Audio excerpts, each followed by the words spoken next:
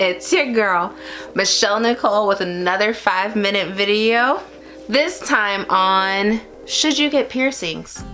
I can kind of talk about this because I don't know if you can see here, 1, 2, 3, a few on my face. If I were to advise anybody on getting piercings, I have 2 things, only 2 things for you to consider.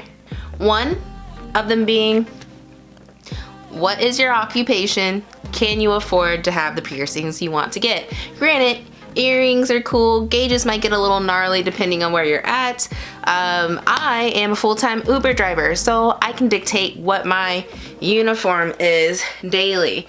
I had jobs between there or before where it was considered unprofessional to even have one nose piercing. That was a grocery store job, by the way. Also, consider the fact that, say there's an emergency, you have to go to the hospital, someone's gotta take all this out because this is metal. And what if they have to like do the clear thing? Like, you gotta like think ahead. Also, same for gauges. There's a certain point, I believe it's 00s. If you go past 00s, your ears won't close back up, or you have to get a surgery to get them closed back up. Number 2, know how your piercings will heal when you take them out. I believe if you get this piercing right here, I don't know if you guys have seen anyone with like a bar going through their nose that way. My piercer had it for a very long time. He actually recently took it out. But that piercing apparently doesn't close. It never fully heals. At least that's what I heard from one guy, because that's where I get all my information on piercings. This Medusa piercing that I have, I recently, I got it a few months ago. I'm just making sure it heals like all the way through.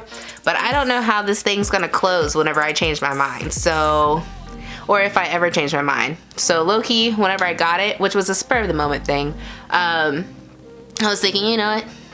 If I end up being 90 years old with a Medusa piercing, that'd be pretty badass.